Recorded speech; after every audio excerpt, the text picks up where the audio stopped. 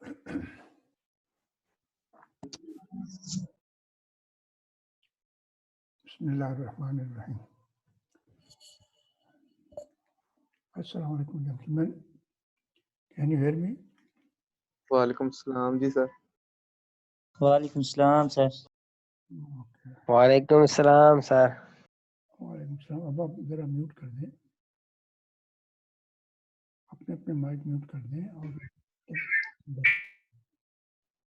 Lecture के दौरान जिसको बात करनी है सिर्फ वो अनम्यूट करे रेज हैंड करके। तो जेंटलमैन, लास्ट टाइम हमने आपको फर्स्ट लॉ ऑफ थर्मोडायनामिक्स बताया, उसके कुछ प्रॉब्लम्स करवाए और उसकी मदद से हमने देखा कि किस तरह हम energy in is equal to energy out in the steady state condition और क्लोज सिस्टम के लिए हम कहते हैं कि Q plus W is equal to U2 minus U1। तो इस फार्मूले की मदद से आप इंजीनियरिंग के प्रॉब्लम सॉल्व कर सकते हैं एनर्जी ट्रांसफॉर्मेशन के। तो अब हम आगे बढ़ते हैं उसको लेकर के। अब किसी भी प्रोसेस के लिए वर्किंग सब्सटेंस जो है वो मटेरियल, मसलन पावर प्लांट में स्टीम होता है, पानी यूज होता है और उसकी स्टीम बनाई जाती है और वो काम करता है और जनरेट करता है पावर। लेकिन ये जो रेफ्रिजरेशन है, एयर कंडीशनिंग है, उसमें एक ख़ास किस्म की गैस होती है जिसको रेफ्रिजरेंट कहते हैं। तो ये बेसिकली दो किस्म के फ्लूइड सबसे ज़्यादा होते हैं, तीसरा एयर है। तो गैस टरबाइन में एयर यूज़ होती है वर्किंग सब्सटेंस, स्टीम टरबाइन में वाटर यूज़ होता है और वाटर की स्टीम बनती है। और ये जो रेफ्रिजरेशन एयर कंडीशनिंग है उसमें स्पेशल फ्लूइड्स हैं जिनको हम रेफ्रिजरेंट कहते हैं, वो यूज़ होते हैं। तो इन तमाम की, स्टीम की भी, एयर की भी और रेफ्रिजरेंट्स की भी प्रॉपर्टीज़ मालूम होनी चाहिए। वो प्रॉपर्टीज़ क्या हैं? वो है जनाब ज़्यादातर प्रेशर, टेम्परेचर, ऐसी प्रॉपर्टीज़ हैं जो मेजर की जा सकती हैं। प्रेशर के लिए आप गेज लगा सकते हैं, टेम्परेचर के लिए थर्मामीटर लगा सकते हैं, थर्मोकपल लगा सकते हैं। सेंसर के जरिए आप प्रेशर, टेम्परेचर मेजर कर सकते हैं। अब इस बाकी प्रॉपर्टीज़ जो हैं कि इसकी इंटरनल एनर्जी क्या होगी इस टेम्परेचर, प्रेशर पर, और उसकी लेटेंट हीट ऑफ वेपराइजेशन क्या होगी, इसकी एंथैल्पी क्या होगी, एंट्रोपी क्या होगी, ये वो प्रॉपर्टीज़ हैं जो हम टेम्परेचर, प्रेशर की मदद से कैलकुलेट करके हम कंप्यूटर की मदद से जो है ना उसको कैलकुलेट करते हैं। और कंप्यूटर में डेटा कहाँ से आता है, उसके लिए लेबोरेटरीज में एक्सपेरिमेंट किए जाते हैं, रिसर्च की जाती है। जो मैन्युफैक्चरर्स हैं या रिसर्च इंस्टीट्यूट्स हैं, यूनिवर्सिटीज़ हैं, या वो MS और PhD कराती हैं या कोई कॉन्ट्रैक्ट लेती हैं रिसर्च का, तो वो इन चीज़ों पर रिसर्च करके एक डेटा कंप्यूटर में डाल के उसका या तो ग्राफ बना लेती है या तो टेबल बना लेती है। तो ये ग्राफ और टेबल हमें कैलकुलेशन में काम आते हैं और उसकी हम अभी स्टडी करेंगे। और टॉपिक हमारा है प्रॉपर्टीज ऑफ वर्किंग सिस्टम। तो सबसे पहले देखेंगे वर्किंग सिस्टम की किसी भी मटेरियल की तीन फेसेस होते हैं, सॉलिड, लिक्विड और वेपर। और एक होती है आइडियल गैस। एयर जो है वो आइडियल गैस है, वो ना सॉलिड है ना लिक्विड है और ना वेपर है, वो गैस है। वेपर भी गैस होती है लेकिन उसकी प्रॉपर्टीज ऐसी होती हैं, उसको ज़रा सा ठंडा करो तो वो लिक्विड बन जाता है। लेकिन गैस की प्रॉपर्टी है उसको लिक्विड बनाने के लिए बहुत ही हाई प्रेशर पे ले जाकर ठंडा करना पड़ता है, तब जाके वो ठंडी होती है। उनका क्रिटिकल टेम्परेचर बहुत हाई होता है, बहुत लो होता है। तो वो हाई टेम्परेचर पे रिलेटिव टू क्रिटिकल टेम्परेचर वो हाई टेम्परेचर पे, हाई प्रेशर पे रेस्ट करते हैं। जब तक उनका टेम्परेचर और प्रेशर लो ना किया जाए वो लिक्विड नहीं बन सकता। तो अब हम देखते हैं कि लिक्विड जो है ना वो एक सब कूल्ड लिक्विड भी इसमें हम पढ़ेंगे और सैचुरेटेड लिक्विड भी हम पढ़ेंगे और सैचुरेटेड वेपर भी हम पढ़ेंगे, सुपरहीटेड वेपर भी हमें मालूम करना है क्या होता है। आइडियल गैस और रियल गैस में क्या फ़र्क? तो आइडियल गैस, रियल गैस का फ़र्क मैंने बता दिया है कि एयर एट नॉर्मल टेम्परेचर, कोई भी गैस अगर क्रिटिकल टेम्परेचर और प्रेशर से हाई टेम्परेचर और प्रेशर और relative to critical temperature, room temperature जो है ना उससे बहुत ज़्यादा हाई हो, तो उसको हम कहते हैं कि वो गैस है। मसलन एयर है, एयर में नाइट्रोजन, ऑक्सीजन है। तो nitrogen, oxygen normal room temperature पे कंडेंस नहीं होती, यानी लिक्विड नहीं बनती। वो कितना भी ठंडा करें लिक्विड नहीं बनती जब तक कि उनको प्रेशर कम ना करें और फिर ठंडा करें। तो इसलिए इनको हम आइडियल गैस कहते हैं और ये PV is equal to MRT वाला लॉ फॉलो करती हैं। लेकिन वेपर्स के already pressure temperature critical temperature से कम होता है और उसकी वजह से वो कंडेंस हो जाती है और उनका थोड़ा सा ठंडा करने से वो लिक्विड बन जाती हैं और इसीलिए हम इसको वेपर कहते हैं। अच्छा, प्रॉपर्टी चार्ट्स में आपको जो अवेलेबल है थर्मोडायनामिक्स की बुक्स में, हमारी इस टेक्स्ट बुक्स में नहीं होगा, लेकिन दूसरी बुक्स में उसकी कॉपीज आपको मिल जाएंगी। तो वो है pressure temperature diagram, pressure volume diagram, PV diagram और पीएच डायग्राम, एचएच डायग्राम। ये जो डायग्राम्स हैं इनकी हमें ज़रूरत पड़ती है कैलकुलेशंस के लिए। तो सैचुरेटेड लिक्विड और की प्रॉपर्टीज़ क्या है, सैचुरेटेड वाटर की क्या प्रॉपर्टीज़ हैं, वेट वेपर की क्या प्रॉपर्टीज़ हैं, सुपरहीटेड वेपर, ये सारी चीज़ें टेबल्स में आपको मिलेगी, लेकिन वेट वेपर की नहीं मिलेगी। वेट वेपर को आप वेट वेपर की एक प्रॉपर्टी होती है जिसको एक्स कहते हैं, क्वालिटी कहते हैं। क्वालिटी का मतलब किसी वेट वेपर उसको कहते हैं, पहले तो समझिए वेट वेपर कहते किसको है। वेट वेपर उसको कहते हैं जिसमें सैचुरेटेड लिक्विड और सैचुरेटेड वेपर का मिक्सचर हो, प्योर वेपर ना हो ना प्योर लिक्विड हो, कुछ जो है पोर्शन उसका सैचुरेटेड लिक्विड हो और कुछ वेपर हो, उसको हम कहते हैं वेट वेपर। तो वेट वेपर के लिए हमें उसकी क्वालिटी मालूम करनी होती है, इसको हम यानी कितने परसेंट ड्राई स्टीम है टोटल मिक्सचर में, उसको हम कहते हैं क्वालिटी। वो मालूम हो तो फिर हम कैलकुलेशन के जरिए सैचुरेटेड प्रॉपर्टी की मदद से वेट वेपर की प्रॉपर्टी भी कैलकुलेट कर सकते हैं। ये आपको उस वक्त पता चलेगा जब आप अच्छी तरह कुछ प्रॉब्लम या एग्जांपल्स करने के लिए प्रैक्टिकली अपने हाथों से टेबल यूज़ करना नहीं सीखेंगे, प्रॉपर्टी टेबल यूज़ करेंगे और कैलकुलेशन करेंगे। तो लिहाजा आपको जो असाइनमेंट दी जाए, एग्जाम्पल दी जाए, उनको प्रॉपर्टी टेबल दी जाए, उनको प्रिंट करके अपने पास रखें और प्रिंटिंग के बगैर मोबाइल से या लैपटॉप से आप वो प्रॉपर्टीज मालूम नहीं कर सकते। इसका प्रिंट हार्ड कॉपी कागज़ पे होनी चाहिए, कागज़ को सामने रख के पेंसिल से निशान लगाने पड़ते हैं कि हम किस टेम्परेचर प्रेशर पे प्रॉपर्टी मालूम कर रहे हैं। तो इसलिए आपके पास उन प्रॉपर्टी टेबल्स का प्रिंट होना ज़रूरी है, इसके बगैर प्रॉब्लम सॉल्व नहीं होगी। हम आपको प्रॉब्लम देंगे सॉल्व करने के लिए, इम्तिहान में प्रॉब्लम आएगा तो आपको टाइम नहीं मिलेगा, लिहाजा अभी से आप, चूँकि आप घर बैठे कर रहे हैं, अभी से आप प्रिंट करके रखें। बाद में कहेंगे जी प्रिंट कंप्यूटर की मशीन बंद थी या हमारे मोहल्ले में जो है ना फोटो स्टेट वाला नहीं है, तो ये फिर बहानेबाजी नहीं चलेगी। तो आप अभी से फोटो स्टेट और प्रिंट करके रख लें जो चीज़ रखती है, और वो है प्रॉपर्टी टेबल्स। उसके बगैर आपको इम्तिहान में जो प्रॉब्लम दिया जाएगा वो आप सॉल्व नहीं कर पाएंगे। जब सॉल्व नहीं कर पाएंगे तो आपको टाइम वेस्ट होगा, टाइम की लिमिट होती है, ऑनलाइन इनडेफिनिट टाइम नहीं दिया जाता। आप ओपन बुक टेस्ट है, घर में बैठ के किताबें देखें, नोट्स देखें, जो मर्जी देखें, लेकिन वक्त के अंदर करके दें, तब आपको नंबर मिलेंगे। अगर आपने अपलोड करने में देर कर दी किसी वजह से, तो ये मेरे पास ये नहीं था वो नहीं था, तो फिर ये आपकी अपनी किस्मत है, आपको फिर वो इवेल्युएट नहीं होगा, आपको 0 नंबर मिलेगा, तो एब्सेंट समझा जाएगा। अच्छा, अब आइडियल गैस की प्रॉपर्टीज के लिए हमें किसी टेबल की जरूरत नहीं है, किसी ग्राफ की जरूरत नहीं है, किसी चार्ट डायग्राम की जरूरत नहीं है, हमें सिर्फ कुछ लॉ मालूम करने होते हैं, और वही ideal gas law, PV = MRT, CP - CV = R, CP/CV = kappa।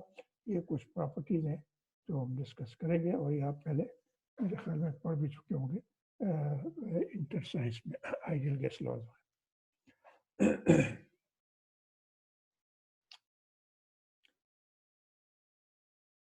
उसके बाद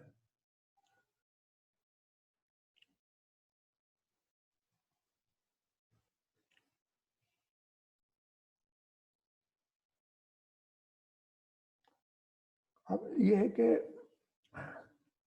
फेस की हम डिस्कस करेंगे, फेस कैसे मालूम करते हैं किसी चीज़ का। तो जब हम कहते हैं कि पानी, आपको आप देख रहे हैं कि आप पानी पीते हैं रोज़ाना, हाथ मुँह धोते हैं, नहाते, तो वो लिक्विड क्यों है?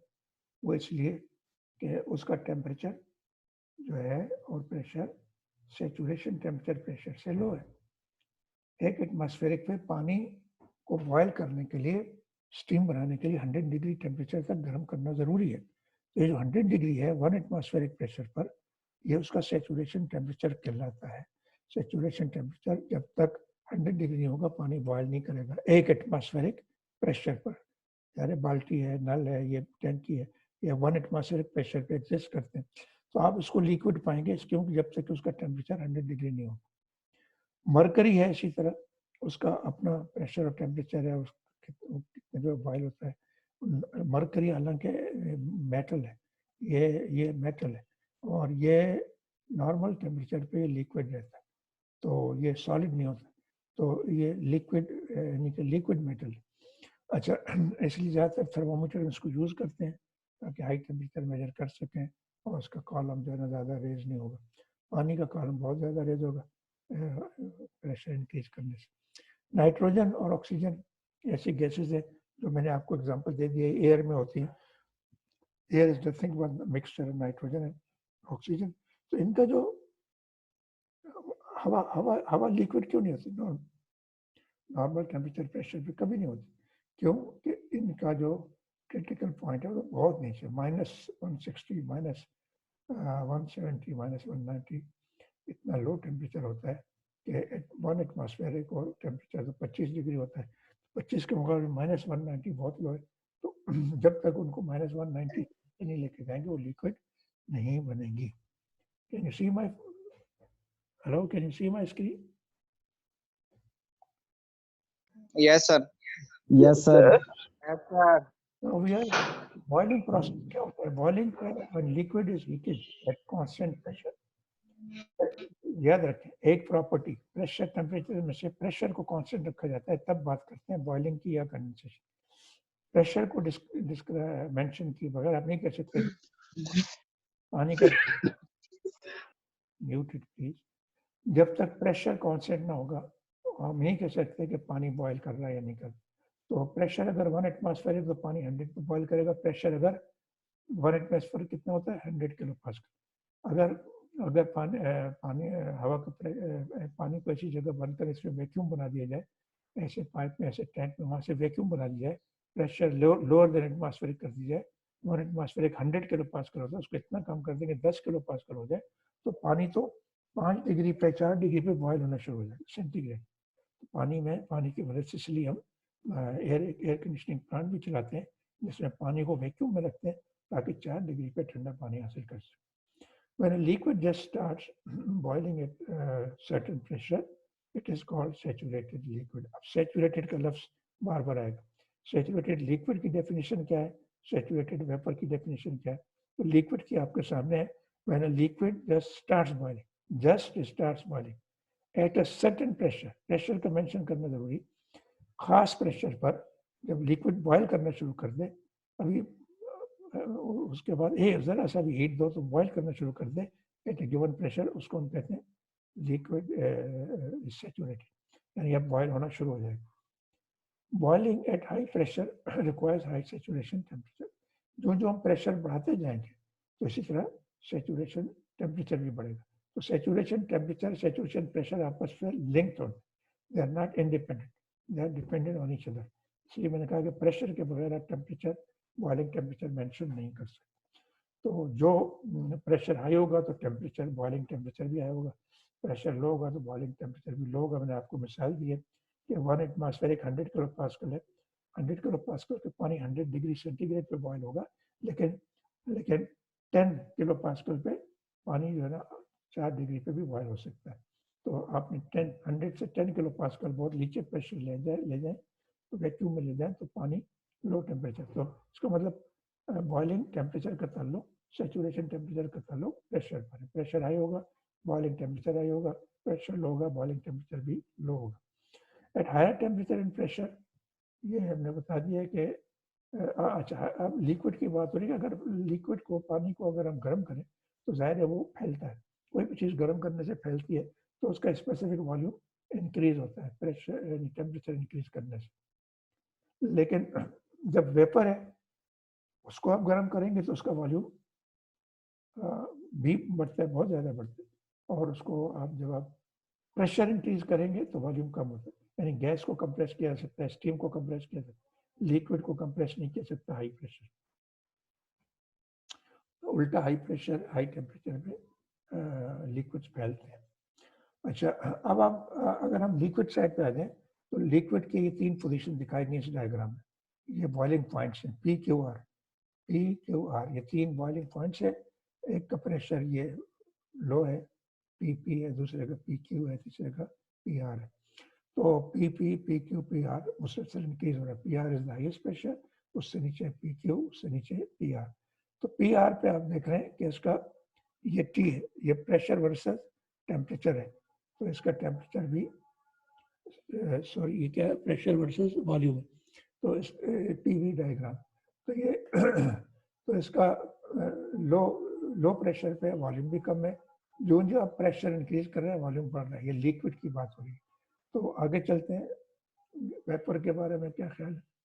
तो अब लिक्विड वेपर कैसे बनता है, तो जब heat is provided to a saturated liquid, its temperature pressure remains same till a state when all liquid is converted into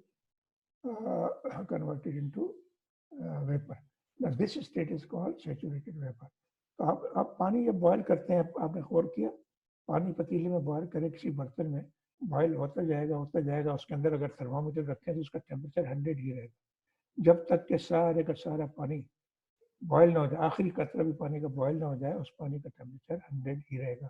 हाँ, जब ये सारी स्टीम अगर हम कलेक्ट कर लें, ये स्टीम अगर हम एक जगह कलेक्ट कर लें और यानी बॉयलर में कलेक्ट कर लें और बंद कर दें, उसको लूज ना होने दें, हवा में ना होने दें, तो उसका प्रेशर, और लेकिन प्रेशर कांस्टेंट रखें, तो कांस्टेंट प्रेशर और टेम्परेचर पे वो बॉयल होता जाएगा जब तक कि सारी स्टीम, सारा लिक्विड बॉयल ना हो जाए। जब सारा लिक्विड स्टीम बन जाएगा, अब मजीद हीट सप्लाई करने से उसका टेम्परेचर बढ़ेगा, यानी सिंगल फेस में टेम्परेचर बढ़ता है, टू फेस में कभी भी टेम्परेचर नहीं बढ़ता, चाहे कितनी भी heat provide. Two phase vapour और लिक्विड होती है, तो लिक्विड वेपर, जब तक सारा लिक्विड और वेपर मिक्सचर है तो उसका टेम्परेचर नहीं बढ़ेगा, लेकिन सारे के सारा वेपर बन जाए तो अब मजीद हीट बर्दाश्त नहीं करेगा, उसका टेम्परेचर बढ़ेगा। इसी तरह वेपर को ठंडा करें तो सारे के सारा वेपर लिक्विड जब तक ना बन जाए उसका टेम्परेचर कांस्टेंट रहेगा, हीट जितनी भी रिमूव करें, कितना भी ठंडा करें, जब तक वेपर है उसका टेम्परेचर कांस्टेंट रहेगा उस गिवन प्रेशर पे। लेकिन जो ही सारे के सारा वेपर लिक्विड बन जाएगा, अब वो सिंगल फेस हो गया, तो अब उस सिंगल फेस को मजीद ठंडा करने से, लिक्विड को, वाटर को ठंडा करने से वो ठंडा होगा, तो इसलिए उसका टेम्परेचर डाउन होगा। अब हम बात कर रहे हैं ये गैस, ये वेपर वाली साइड, पहले आपको जो कर्व दिखाई थी वो PQR, वो थी लिक्विड वाली साइड।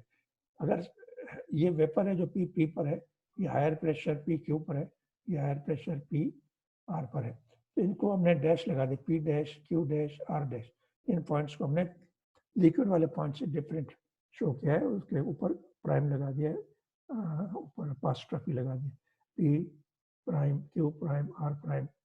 तो ये जो पॉइंट्स हैं ये सैचुरेटेड वेपर के पॉइंट्स, इनको आप ज्वाइन करें तो कर्व बनती है, इसको हम सैचुरेटेड वेपर लाइन कहते हैं। अब हम एंथैल्पी ऑफ वेपराइजेशन किसको कहते हैं, ये आपको 1 किलो पानी जब आप बॉयल करते हैं तो उसको कितनी हीट चाहिए 1 एटमॉस्फेरिक पे, वो उसकी लेटेंट हीट ऑफ वेपराइजेशन कहलाएगी। लेटेंट हीट का मतलब ये हीट खुफिया, लेटेंट का मतलब छुपी हुई, ये नजर आने वाली नहीं है।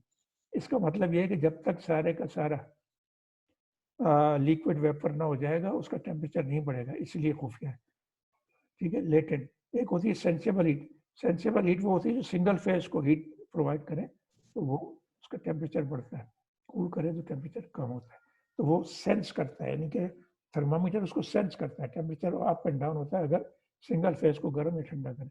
लेकिन टू फेज को जितना हीट देंगे उसका वो हीट लेगा, हीट अपने अंदर ले लेगा ताकि उसकी जो लिक्विड है वेपर बनता जाए, तो सारी की सारी हीट उसको वेपर बनने में खर्च हो रही है, इसीलिए हमें इसको टेम्परेचर इंक्रीज नहीं होता, इसीलिए हम इसको लेटेंट हीट कहते हैं, लेटेंट हीट ऑफ वेपराइजेशन।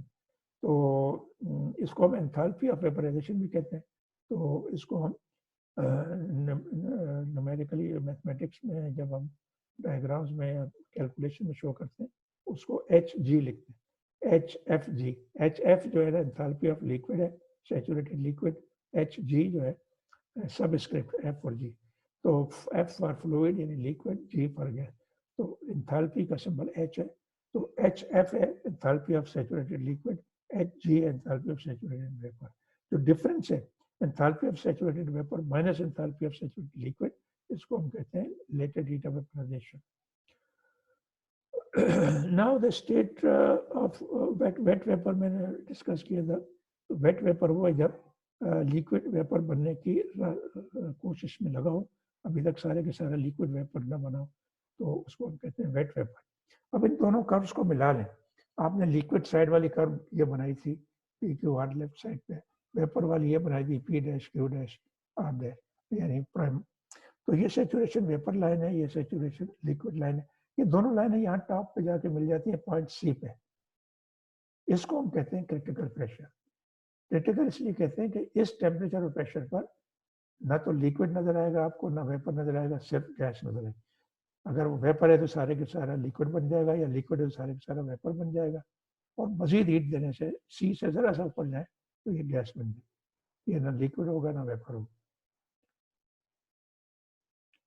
अब आइसोथर्म किसको कहते हैं? आइसो का मतलब सेम, थर्म का मतलब टेम्परेचर। तो सेम टेम्परेचर पे जो लाइन, सेम टेम्परेचर पे जो लाइन आप शो करें पीटी डायग्राम या पीवी डायग्राम पे, एक लाइन जो शो करती है प्रोसेस लाइन, वो अगर सेम टेम्परेचर पे तो उसको हम आइसोथर्म कहते हैं। Lines of constant temperature are called isotherm. अच्छा, isotherm in subcooled liquid are shown on the left side of the saturated liquid line, or isotherm of superheated vapor are shown on the right side. So ये diagram इसमें आपको नजर आएगा isotherm. ये isotherm, ये जो लाइनें आपने, ये जो हमने कर्व ड्रा की थी पी क्यू आर और पी क्यू डैश आर, ये सेचुरेटेड लिक्विड कर्व है, ये सेचुरेटेड वेपर है। ये सेचुरेटेड वेपर से राइट साइड, ये मैं कर्सर से एरो हेड से शो कर दूं, ये जो लाइन है T1, T2, T3, T4, T5 और बीच में TC है। TC यहाँ क्रिटिकल पॉइंट से निकलती है, तो ये क्रिटिकल टेम्परेचर वाली लाइन ये अलग से दिखाई गई TC। अदरवाइज बाकी जितनी लाइन है T1 से लेकर T5 including TC, they are super heated temperature, but they are constant temperature. इस लाइन के ऊपर कहीं भी आप चले जाएं, इधर से लेकर इधर तक, temperature remains constant, temperature remains constant. और pressure volume changes, pressure decrease करने से, प्रेशर डिक्रीज करने से वॉल्यूम बढ़ता है। स्पेसिफिक वॉल्यूम एक्स एक्सिस पे V है, स्पेसिफिक वॉल्यूम वाई एक्सिस पे P है। तो इस लाइन के थ्रू अगर हम यूँ आए ऊपर से नीचे की तरफ, तो ऊपर हाई प्रेशर है, हाई प्रेशर पे वॉल्यूम कम है। नीचे आए तो नीचे लो प्रेशर है, लो प्रेशर पे वॉल्यूम ज़्यादा है। फुरकान आमिर साहब ये लेट आ रहे हैं, अभी आ रहे हैं, it's too late, so he should be marked absent. CR Furqan Amir, I will not end. Acha, now this is how we show isotherm. ये लिक्विड वाली साइड पे देख लें, ये सैचुरेटेड लिक्विड है। सैचुरेटेड लिक्विड से लेफ्ट साइड पे जाएं तो ये सब कूल्ड रीजन कहलाता है, और यहाँ जो गैस वाला रीजन था इसको हम सुपर हीटेड रीजन कहते हैं, और ये सब कूल्ड है। सब कूल्ड इसलिए कि गिवन प्रेशर पर ये एक गिवन प्रेशर है, ये फर्क ये पी आर है। अब ये पी आर का सेचुरेशन टेम्परेचर तो ये रहा, ये जहाँ मैंने कर्सर रखा है, लेकिन उससे पहले जो लाइन है ये क्या है? ये सब कूल्ड है, क्योंकि प्रेशर उसका वही है लेकिन टेम्परेचर उससे, सेचुरेशन टेम्परेचर से कम है। तो जिस लिक्विड का टेम्परेचर गिवन प्रेशर पर सेचुरेशन टेम्परेचर से कम हो उसको हम सब कूल्ड लिक्विड कहेंगे।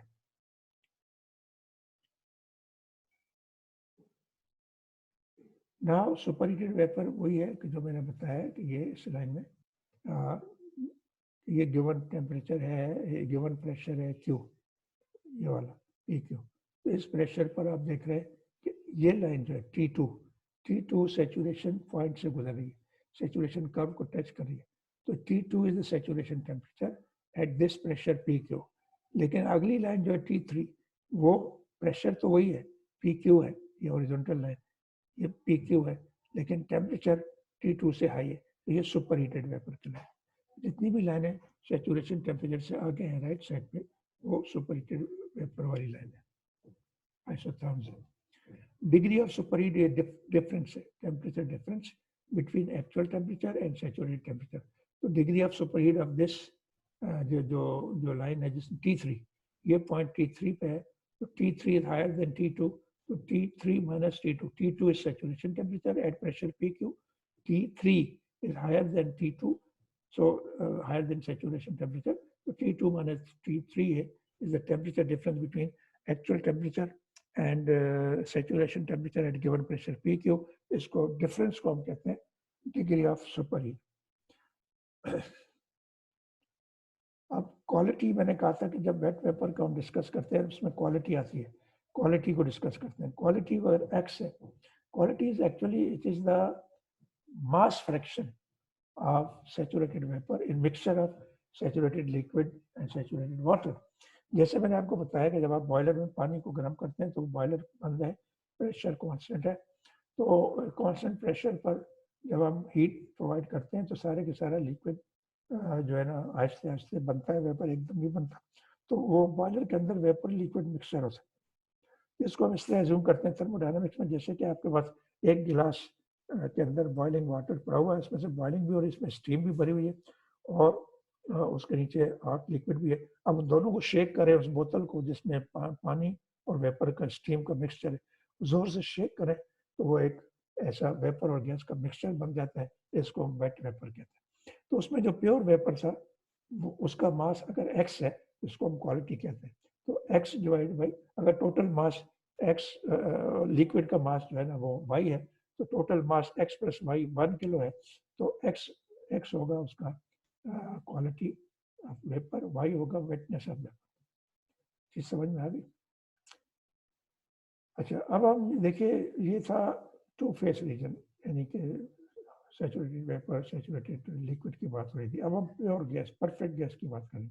परफेक्ट गैस की डेफिनेशन ये है कि for a perfect gas PV upon T is equal to constant, या PV is equal to constant multiplied by T, और उस कांस्टेंट को हम R कहते हैं, जो कि गैस कांस्टेंट कहलाता है।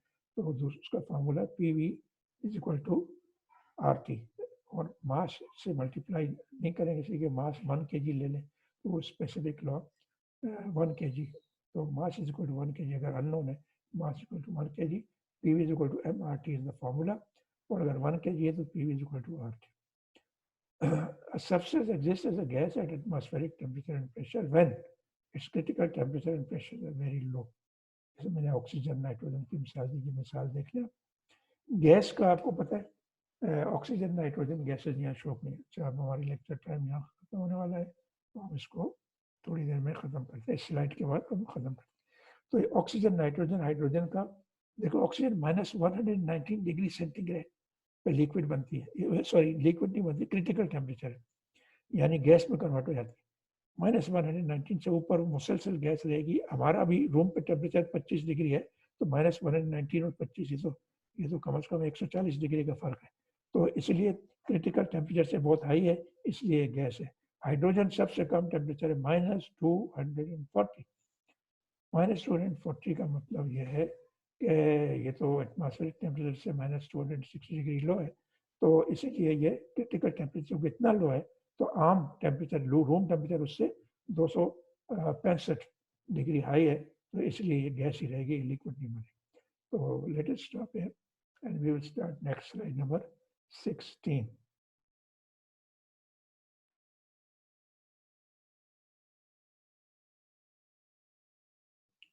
Thank you very much.